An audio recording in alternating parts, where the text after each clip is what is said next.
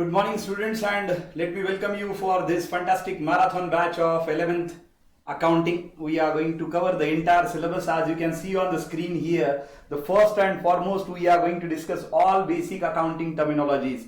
Now, you must be thinking that accounting you never have learned, but that is a false thing. Accounting is something which is very widespread into the entire society, and you have done it on daily basis. Let's assume that you started your day with rupees 1000, an example which is available on the screen. ऐसा मानते हैं कि आपने आपका दिन 1000 rupees के साथ शुरू किया. You are having rupees 1000 in your wallet, in your digital wallet, let's say Google Pay, और आप इसी के थ्रू खर्च करेंगे अभी for the whole day. As you are staying at hostel, so let's say that you started your journey from hostel to towards your college or class, and you spent rupees 120 as the first expenditure for the day in terms of your going from one place to another. ये पहला expenditure है आपका. 120 रुपए आपने खर्च किया at a fair.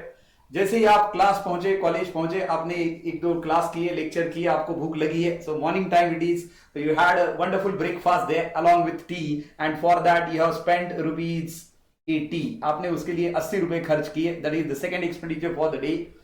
Obviously you have done another few lectures in the class, and you have gone for lunch in the canteen of the college, where you have spent rupees 150 for a wonderful lunch there. आपने lunch किया, 150 रुपए lunch के लिए खर्च किया आपने, followed with another certain lectures there, and then you have gone for evening snacks, and for that you have spent rupees 50. So students, these are the certain expenses which you have done out of rupees 1000 which you are having. जो आपके पास 1000 रुपए है, उसमें से आप ये सारे expenditure कर रहे हैं, and you are jotting down all these expenditure, let's say on your small diary, or say on your mobile in terms of WhatsApp there. The last expenditure for the day is you had a very good dinner along with some dessert there, and amount spent is rupees 200. So total all in all how much you spent is rupees nothing but 600. आपने पूरे दिन का खर्चा कितना किया students? 600 रुपए खर्च किए. You started your day with 1000 rupees and you have spent rupees 600. What is the closing balance for the day is rupees 400. आपके पास closing balance अभी दिन का 400 रुपए है. क्लोजिंग बैलेंस जो दिन का है आपका, that is 400 rupees. Now this with which you can start the next day. आप इसके साथ नया दिन, अगला दिन शुरू कर सकते हैं. Now what ever you have done this, आपने ये जो कुछ किया, यही अकाउंटिंग है. आप बोलेंगे सर ये कैसे अकाउंटिंग है? This is individual accounting my dear, which is without profit and without loss. जहां पे आपने 1000 रुपए से शुरुआत की, आपने 600 रुपए खर्च किए और बचे 400 रुपए. अब अगले दिन 400 के साथ दिन शुरू हो जाएगा, आप और पैसा ऐड करेंगे, घर से और आएंगे तो आप और खर्च करते रहेंगे. Now this is individual accounting which doesn't have any kind of profit और लॉस. एक इंडिविजुअल अकाउंटिंग में कोई प्रॉफिट लॉस नहीं होता. बट यही अकाउंटिंग जब हम बिजनेस में करते हैं तो उसमें obviously our purpose is to compare expenses and losses with income and gains and to find out profit. Profit कैसे निकालते हैं? आपका इनकम ज्यादा होना चाहिए, एक्सपेंसेस कम होने चाहिए. Income must be greater than expenses, that is called as profit, and vice versa. Expenses are greater than income is nothing but a loss. So that is the basic principle here as far as these things are concerned. So यही basic accounting है. और जो कुछ ये हमने jot down किया है for the whole day, this is called as bookkeeping. हम इसको क्या बुलाते हैं? Bookkeeping. So what is bookkeeping? Bookkeeping is nothing but an art of recording the transactions in a systematic manner. तो आप सोच रहे होंगे कि सर ये transactions क्या है? Everything which is expressed in the form of money is called as transaction. So every activity which is expressed in the form of money, say it is purchase of raw material, purchase of land and building, plant and machinery, furniture and fixture, payment of electricity bill, payment of say your mobile bill, light bill, all these are nothing but expressed in the form of money, and all these are equally called as transactions. इन्हीं को transactions हम बुलाते हैं. तो चलिए basic concept देखते हैं. सबसे पहले बेसिक कंसेप्ट हमने देखा, बुक कीपिंग क्या है. Book keeping is nothing but the art of systematically recording the transactions in the books of accounts. आप बोलेंगे सर ये तो बुक कीपिंग हुआ, अकाउंटिंग क्या है? Accounting is nothing but the process of summarising, analysing, recording and obviously interpreting the business results. जैसे कि आप रिकॉर्ड कर रहे, ये ट्रांजैक्शंस आपने रिकॉर्ड किया, आपने देखा कि मैंने 1000 रुपए के साथ दिन शुरू किया, 600 रुपए मैंने दिन के खर्च किए, at the end of the day my closing balance is rupees 400.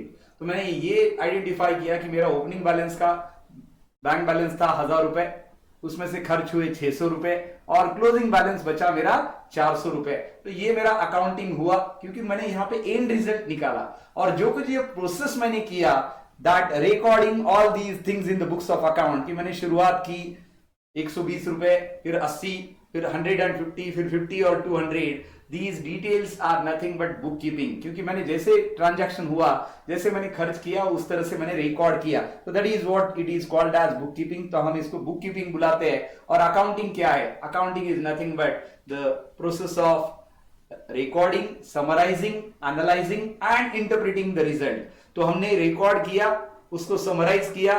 Record क्या किया कि हमारे पास कितना था और हमने कितना खर्च किया, और फिर समराइज क्या किया, टोटल किया हमने कितना खर्च किया। अब वो जो टोटल हमने खर्च किया वो माइनस किया हमने किसमें से? आपके ओपनिंग बैलेंस में से। तो this is nothing but you can say that analysing, कि 1000 रुपीज आपका ओपनिंग बैलेंस है, 600 रुपए आपका दिन का एक्सपेंडिचर है, तो क्लोजिंग बैलेंस आपका रिजल्ट कितना आया? 400 रुपए। That is the end result. This is called as accounting. So accounting is the process of recording, summarizing, analyzing and interpreting the business results there. Now this is individual accounting, so there is no profit and no loss. So what is the difference between bookkeeping and accounting? Bookkeeping is the primary stage in accounting, and accounting is nothing but the process of recording, summarizing, analyzing and interpreting the business result. We can simply say that bookkeeping is the primary stage without which accounting cannot happen, and accounting is nothing but done for getting the results of the business, that whether business is in profit or it is in losses. And we all know that business किया ही जाता है profit earn करने के लिए. What is the ultimate aim of doing a business is nothing but earning profit. So that is what it is there. तो ये expenditure मैंने आपको बताया। अभी हम थोड़े बहुत बेसिक ट्रांजैक्शन यहाँ पे देखते हैं। सो सबसे पहले ट्रांजैक्शन ही देख लीजिए। यहाँ पे देखिए स्क्रीन पे आपके दिया है बेसिक अकाउंटिंग टर्मिनोलॉजी, और ऊपर आप देख पाएंगे वहां पे लिखा है टाइप्स ऑफ ट्रांजैक्शन। तो दो तरह के ट्रांजैक्शन है, एक है मॉनेटरी, दूसरे है non monetary. Monetary transactions means everything which is expressed in the form of money. जैसे कि मैंने आपको बताया, purchase of raw material, payment of wages, payment of salaries, payment of advertising expenditure, these are nothing but monetary transaction. Non monetary transaction में क्या आता है? It is barter, जो पहले की दुनिया में हुआ करता था, बहुत पुराने टाइम में हुआ करता था, जब लोग चीजों के लिए चीजें दिया करते थे। जस्ट फॉर एग्जाम्पल, आपके पास घर पे बहुत ज्यादा गेहूं, चावल, ये सारा धान आता है, because you are from a very good farmers family. तो आप ये सामने वाले को देते थे, और सपोज उसके सामने ही इज हैविंग मिल्क। अब वो उसके पास बहुत सारा, उसने बफेलो वगैरह मेंटेन करके रखा है और वो मिल्क निकालता है, काऊ, बफेलो, ये सारे हैं। तो उन्होंने उसका मिल्क आपको देना है, और उसके बदले में आपने उसको आपके पास जो गेहूं ज्वारी है ये देना है। So this is called as barter, that is things for things. ये पहले हुआ करता था। अभी तो नॉन मॉनेटरी कुछ बचा नहीं है दुनिया में, सारी दुनिया पैसे पे ही चल रही है, पैसे के पीछे भाग रही है। बट पैसा आता है नॉलेज से। So gain knowledge, understand concepts, you will enjoy them and then apply it. अब देखिए मॉनेटरी ट्रांजैक्शंस को आगे उन्होंने बाइफरकेट किया है। दो तरह के ट्रांजैक्शन है, पहला है कैश, दूसरा है क्रेडिट। मतलब या तो आप कैश में खरीदेंगे या तो आप क्रेडिट में खरीदेंगे सामने वाले से। आगे कस्टमर को या तो आप कैश में बेचेंगे या तो आप क्रेडिट में बेचेंगे। So that is nothing but the monetary transaction. Non monetary transaction is barter which I told you. So transaction का मतलब क्या है? Transactions are given here, you can see as far as these basic concepts are concerned. ये देखिए, exchange of goods and services between two persons or parties for money or money's worth is called as transaction. तो देखा जाए तो इसको non monetary बोलना ही गलत है, ट्रांजैक्शन होता ही मॉनेटरी है, and obviously that can be either on cash basis और credit basis. So these are the terms कि मॉनेटरी ट्रांजैक्शन क्या है, कैश ट्रांजैक्शन क्या है, क्रेडिट क्या है, ये तो हमें पता है। We all know that credit transaction means either purchasing on credit or selling on credit. That या तो आप क्रेडिट में बेच रहे या तो क्रेडिट में खरीद रहे, for which payment will be done in the future or will be received in the future. आप कस्टमर को क्रेडिट में बेचेंगे तो आपको पैसा फ्यूचर में मिलेगा। आप अगर क्रेडिट में खरीदेंगे मतलब आप आपके सप्लायर को पैसा फ्यूचर में देंगे। So as simple as that. So that is what credit transaction is there. आगे कुछ और नॉन मॉनेटरी ट्रांजैक्शन उन्होंने दे के रखे, and these are absolutely you can say in the form of barter. So that is how it is given. अब यहाँ पे और कुछ टर्म्स हमें देखने हैं जो बड़े बेसिक्स है, but before that they have given entry, narration, goods. Now goods is what? Goods are nothing but the merchandise in which a trader deals. जैसे कि टू व्हीलर वाला टू व्हीलर बेच रहा है, फोर व्हीलर वाला four wheeler बेच रहा है, सीमेंट मैन्युफैक्चरिंग करने वाला सीमेंट बेच रहा है, ये उसके गुड्स है। बिल्डर फ्लैट बेच रहा है, आप फ्लैट खरीद रहे हो, आपके लिए एक असेट है। बिल्डर के लिए फ्लैट क्या है? गुड्स है, क्योंकि वो रोज बनाता है, रोज बेचता है flat. So let's see all these terms, very interesting students, not at all difficult, कोई यहाँ पे कंफ्यूजन नहीं है, ये बड़ा आसान है। सो टर्म्स देखते हैं। The first term is capital itself. What is capital? Capital is nothing but the initial amount with which business is started. आपको कोई भी बिजनेस शुरू करना है तो उसके लिए पैसा लगेगा।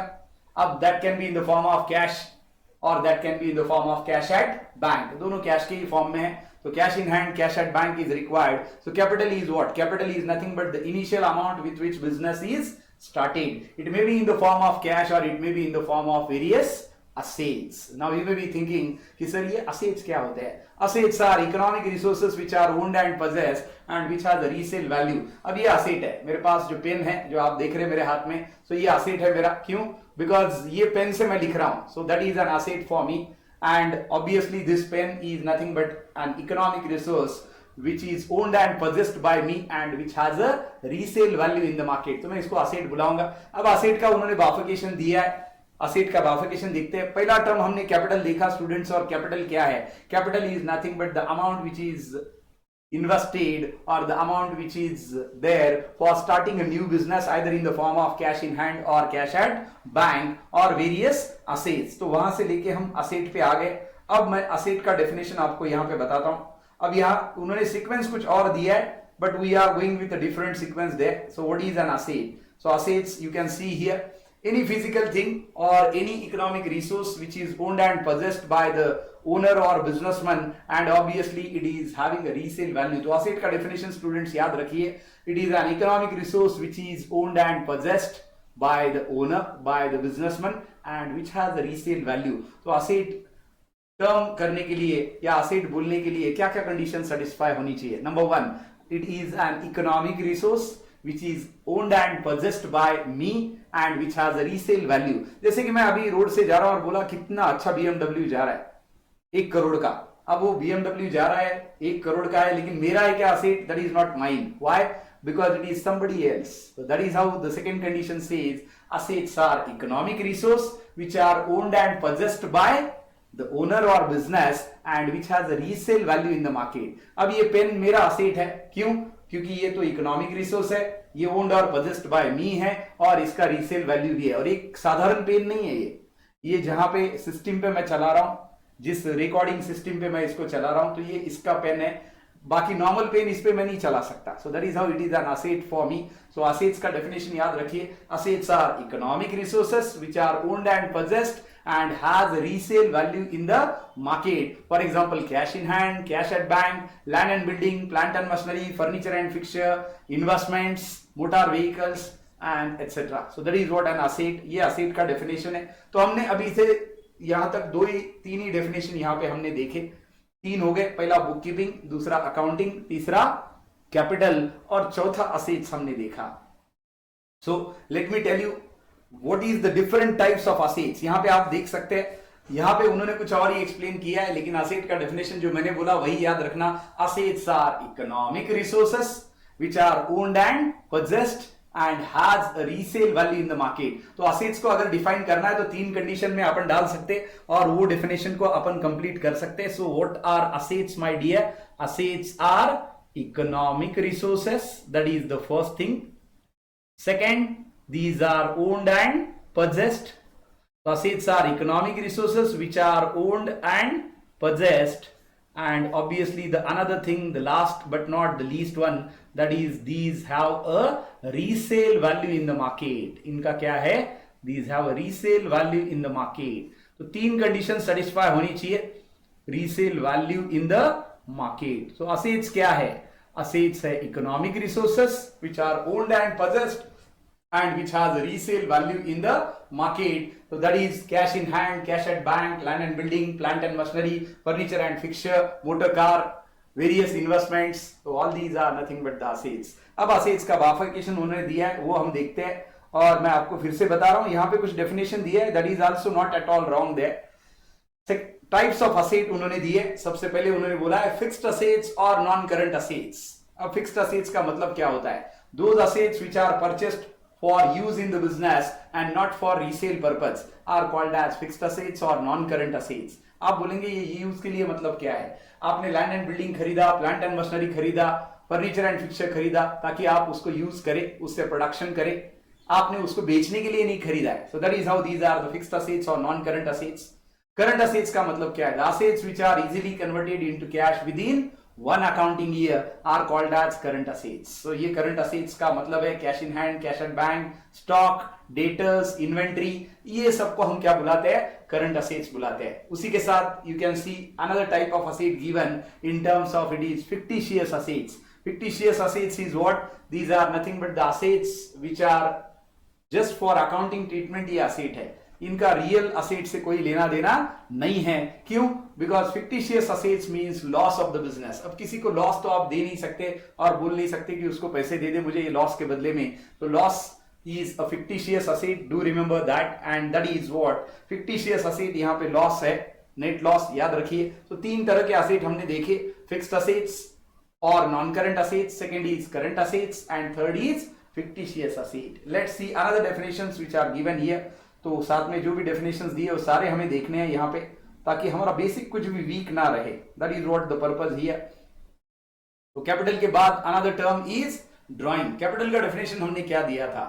The amount with which business is started और the amount with which business is going to happen, that is called as capital. What about drawing? Drawing is nothing but the amount which is withdrawn by the owner for personal use। Personal use के लिए आप जो पैसा withdraw करते हैं bank से, आपके bank account से, आपके कैश इन हैंड से, that is called as drawing. So drawing is nothing but the amount of cash और value of goods, assets etcetera which is withdrawn by the business from the business by the owner, which is called as drawing। Drawing always reduces capital। जितना आप drawing करेंगे उससे capital कम हो जाएगा। That we have already seen। So few definitions we have seen as of now। Number one is bookkeeping, second is accounting, third is capital, fourth is assets and its types। asset और उसके types हमने देखे, fixed assets, current assets, fictitious assets, और उसके बाद हमने देखा drawings। तो ये कुछ basic terms हमने देखे। Let's go further। ये बड़ा इंपॉर्टेंट टर्म है। जैसे मैंने आपको बोला कि बिजनेस जब भी ट्रांजैक्शन करेगा तो कैश में करेगा या क्रेडिट में करेगा, ये आपको जरा बताता हूं मैं इन डिटेल। बहुत जरूरी है बताना आपको और समझना आपके एंड से। तो it is cash purchases is one thing, और दूसरी चीज क्या है? दैट इज कैश, सॉरी ये परचेसेस है तो ऑब्वियसली कैश परचेसेस, और ये पहला, और दूसरा मैं लिखूंगा क्रेडिट परचेसेस। परचेसेस अगर करने हैं तो दो तरह से आप कर सकते हैं, एक तो कैश में कीजिए, दूसरा क्रेडिट में कीजिए। उसी तरह से सेल्स भी आपको करने हैं, तो पहला कैश सेल्स और दूसरा क्रेडिट सेल्स। बड़ी सिंपल टर्म है। तो अगर आप कैश में खरीदेंगे तो अकाउंट तो सेटल हो गया। क्यों? आपने 2 लाख का माल खरीदा और आपने 2 लाख पे कर दिए, cash purchases, transaction is done and it is settled. लेकिन आपने 5 लाख का माल खरीदा, सप्लायर को आपने बोला कि पैसे आपको 2 महीने बाद मिलेंगे, सप्लायर एग्रीड। तो आपने माल तो खरीदा, रॉ मटेरियल खरीदा, लेकिन आपको पैसा देना है फ्यूचर में। Now that is called as credit purchases my dear. जब भी आप क्रेडिट परचेसेस करते हैं, you are promising the supplier to that you will pay the amount in the future. इससे एक और एक एग्जांपल देता हूं मैं, आपको अच्छे से याद रहेगा। आपने एक बैंक को अप्रोच किया, नया बिजनेस आप चालू कर रहे हैं और आपने 10 लाख का लोन लिया। Now obviously you have taken a loan। Now bank is what? Bank is your lender, जिन्होंने आपको पैसा लेंड किया है, that is LEND। या फिर बैंक आपकी क्या है? Yes, that is correct। Bank आपकी क्या है? क्रेडिटर है। Creditor is nothing but the party to whom you are supposed to pay in the future for benefits received right now। जिनसे बेनिफिट आपको अभी मिले लेकिन आप उनको पे करेंगे फ्यूचर में। So credit purchases give rise to creditor, cash purchases give rise to settlement of a transaction, क्योंकि वहां पे कुछ बचा नहीं। उसी तरह से कैश सेल्स और क्रेडिट सेल्स, क्रेडिट परचेसेस हमने लिखा, क्रेडिट सेल्स हमने लिखा। तो कैश और क्रेडिट, ये 2 तरह के ट्रांजैक्शन हम कर सकते हैं। सो याद रखिए, जब भी आप क्रेडिट परचेसेस करते हैं तो आप क्रेडिटर्स को राइज करेंगे, और जब आप क्रेडिट में सेल करते हैं तो आप डेटर को राइज करेंगे। That you can see here, debtors and creditors. So what is debtor? Debtor is an asset. What is creditor? Creditor is a liability. Debtor आपका asset है और creditor आपकी liability है. तो debtor आप देख सकते हैं a person or party to whom goods has been sold on credit basis and money is to be received from them in the future. जिनको आपने माल बेचा और पैसा फ्यूचर में आने वाला है तो उनको आप डेटर बुलाते हैं. Debtor is a kind of asset क्योंकि आपको उनसे पैसे आने हैं आने वाले फ्यूचर में. क्रेडिटर आपकी क्या है? Creditor is a liability. To creditor you are suppose to pay in the future and creditor represents a liability. तो याद रखिए स्टूडेंट्स, डेटर आपका असेट है और क्रेडिटर आपकी लायबिलिटी है. Another thing is given bad debts. आपने कस्टमर को बेचा क्रेडिट में 5 लाख का माल बेचा. कस्टमर ने आपको बोला 3 महीने बाद पैसे दूंगा और 3 महीने बाद कस्टमर ने आपको पैसा दिया ही नहीं. आपने कस्टमर से फॉलो अप लिया, आप मिलने गए तो कस्टमर वहां से गायब है, उसका शॉप भी गायब है. तो आपको लगा कि कुछ तो गड़बड़ है और आपको पता चला कि yes the customer has become bankrupt and he has left the city. वो तो गायब हो गया, सिटी छोड़ दी उसने, मतलब आप तो डूब गए. Now that is called as bad debts. So bad debts is what the debts which are not recovered by the business are called as bad debts. तो आप बैड डेट्स देख सकते हैं. An irrecoverable amount from a debtor is known as bad debts. जो पैसा आपका recover नहीं हुआ उसको हम बैड डेट्स बुलाते हैं. And obviously it is a kind of revenue loss क्योंकि जरूरी नहीं है हर बार आपको कस्टमर इस तरह से डुबा के चला जाए. So this way around we are going to see that these kind of bad dates are going to happen. I hope you are enjoying the basic concepts there, right students?